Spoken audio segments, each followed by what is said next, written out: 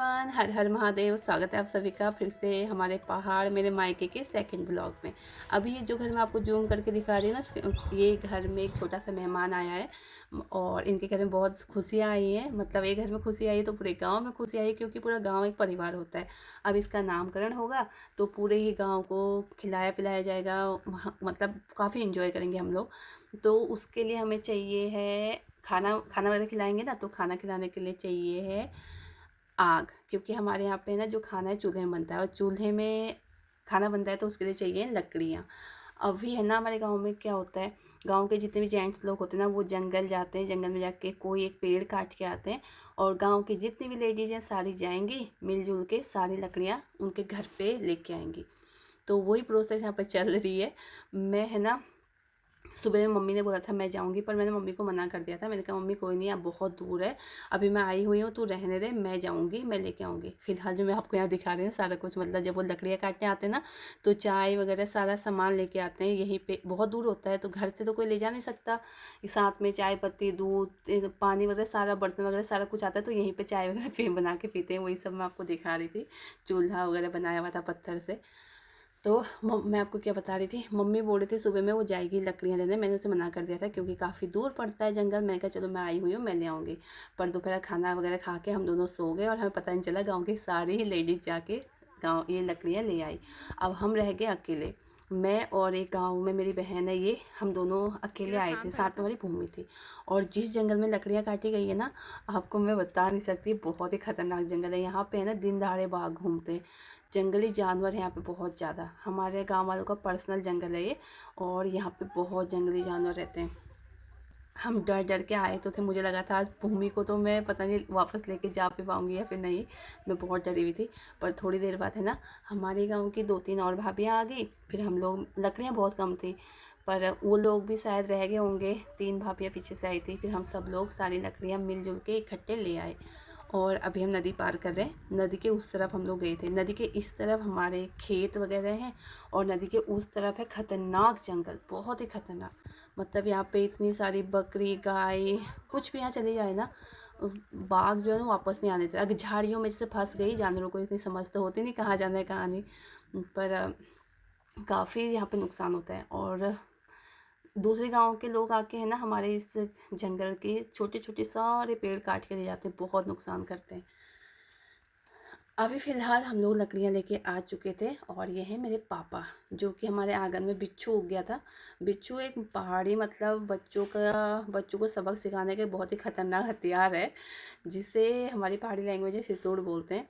Mummy papa लोग हैं ना हाथ और मुंह से मतलब डांटना कम करते हैं। ये बिच्छू तोड़ते हैं और सीधे बिच्छू लगाते हैं बच्चों को, अगर बच्चे को शैतानी करते हैं, और ज़िंदगी भर याद रहती है बिच्छू की मार। बहुत ख़तरनाक होता है ये घास। फिर है ना मैं जब घर आई तो पापा ने बताया कि मम्मी के सिर में दर्द हुआ है। मम्मी ने गोली लेके, मम्मी अंदर पे सोई हुई थी। फिर मैंने मम्मी और पापा के लिए बनाई ब्लैक टी। मम्मी पापा को गैस बनती है इसलिए वो लोग दूध वाली चाय नहीं पीते हैं। तो मम्मी ने चाय वगैरह पी और पेन किलर तो ले ही रखी थी, तो मम्मी को आराम आ गया था।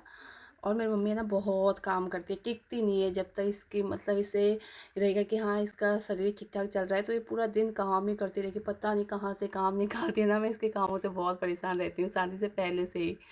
फिर उठ के आई यहाँ पे है ना, दोपहर में खाना खा के हम लोगों ने चूल्हे की लिपाई नहीं की थी, फिर ये चूल्हे की लिपाई करने लगी। तो कुछ ऐसा हाल है मेरी मम्मी का, बहुत काम करती है बहुत। अभी है शाम का टाइम, आपको मैं अभी जूम करके दिखाऊंगी। सामने बैठी हुई ना ये है मेरी दादी। ये ना हमारे गांव में इकलौती बुजुर्ग बची हुई है, मुझे बहुत प्यारी लगती है अपनी दादी। तो और साथ में मेरे पापा बैठे हुए हैं, पापा की साइड में बैठे हुए हैं मेरी दादी के देवर, जो कि वैसे दूर के रिश्ते में है। तो मेरे पापा दादी से काफ़ी मजाक करते हैं, मतलब इनका हंसी मजाक चलता रहता है। और शाम गाँव में क्या होता है ना, जैसे किसी घर में बुजुर्ग हैं तो लोग मिलने आ जाते हैं, शाम के टाइम में बैठने आ जाते हैं। तो वही टाइम चल रहा था, सभी लोग बैठे हुए थे। तो इतने में ही मौसम बदल गया, एकदम ऐसे लगा कि बारिश आ जाएगी। तो मम्मी है ना मेरी भागी भागी, ये मैं आपको दिखा रही ना पेड़ में, ये सूखी घास है।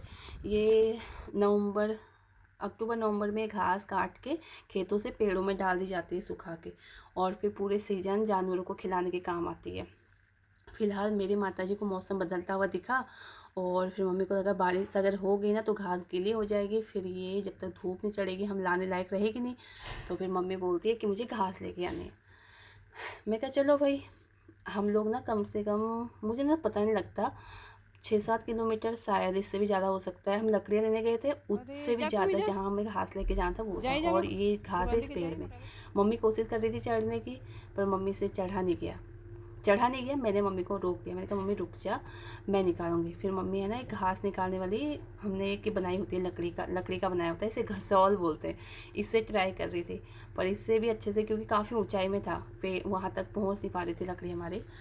फिर मैंने किया फ़ोन बंद। मेरी मम्मी को वीडियो बनानी आती नहीं है और मम्मी बनाती भी नहीं, मम्मी को घास इकट्ठी करनी थी। तो मैंने फ़ोन बंद किया और मैं उस पेड़ में चढ़ी। पेड़ में चढ़ के मैंने सारी घास नीचे फेंकी है। उसके बाद फिर मम्मी हमारे यहाँ पे जो है हमारे इकट्ठी कर रही है, इन्हें क्या बोलेंगे, बोझा गट्ठर, अभी दिखाऊंगी कैसे लेके जाते हैं हम इसे। और जो अभी मैं आपको ये दिखा रही हूँ ना, इस घास में ना बहुत ही खतरनाक कांटे होते हैं। ये ना पहले कपड़ों में चुभते हैं और फिर उसके बाद हमारी स्किन के अंदर घुस जाते हैं अगर हम इन्हें टाइम से नहीं निकालेंगे तो। और उसके बाद ये अंदर धंसते जाता है और बहुत ख़तरनाक होता है, बहुत ही ऐसे बुरी तरीके से चुभता है ये। तो मैं आपको दिखा रही थी मेरे पास कितने ज़्यादा चिमड़ गए हैं ये जो अक्टूबर नवंबर की घास होती है ना, उसमें ये होते हैं ख़तरनाक। और मम्मी यहाँ पे गट्ठर बना के हो चुकी थी तैयार, कमर में हाथ रख के खड़ी थी इंतज़ार में कि ये अपना जो भी है फ़ोन में कर रही है, उसे पता तो है नहीं मैं क्या कर रही हूँ, ये बंद करे तो मैं इसे ये गट्ठर उठा के दूँ। और देख सकते हैं आप मेरे सिर में इतना भारी गट्ठर था। फिर मम्मी ने भी उठाया, पर पता नहीं क्यों है ना मेरे अच्छे से सेट नहीं आ रहा था, ना तो मुझे कुछ दिखाई दे रहा था और बैलेंस भी नहीं बन रहा था बिल्कुल भी। फिर दूसरी बार फिर से हमने अपना ये घास नीचे फेंकी, मम्मी ने अपना भी नीचे रखा और फिर अच्छे से मेरे सिर में रखा, सेट करवाया। तो कुछ इस तरीके से फिर मैं मम्मी के साथ घास लेके आई हूँ गाँव में। देख लो अभी भी मैं गाँव जाती हूँ ना तो मैं पूरा काम करती हूँ, शादी से पहले मैंने ये सारे काम किए हुए हैं। और लोग बोलते हैं कि भाई हम तो भूल ही गए, जैसे कुछ लोगों को हो गया शहर में गए हुए 1-2 साल, तो गाँव के बोलते हैं यार कैसे करते हैं, हम तो भूल ही गए, हमें करना ही नहीं आता। भाई जो काम हमने पूरी ज़िंदगी किया उसे हम भूल कैसे जाएंगे, नहीं होता है। तो जब हम नीचे जा रहे थे तो ढलान थी और ऊपर आते टाइम चढ़ाई, और हमारी है ना हालत ख़राब हो जाती है, घास सिर में रख के इतनी दूर से पैदल पैदल आना। अभी जो मैंने आपको दिखाया ना मेरी दादी है वो निकल पड़ी है गांव की सैर करने, रोज़ शाम में है ना निकल जाती है और अपना सैर करके आती है, गांव भर में घूम के आती है पूरा, काफ़ी एक्टिव है मेरी दादी। तो चलिए आज की वीडियो, आज का ब्लॉग यहीं तक रखते हैं। अगर पसंद आया हो तो वीडियो को लाइक, चैनल को सब्सक्राइब ज़रूर कीजिएगा और फिर मिलेंगे एक नई वीडियो नई ब्लॉग के साथ। हर हर महादेव। और प्लीज़ वीडियो को लाइक कीजिए। Bye bye.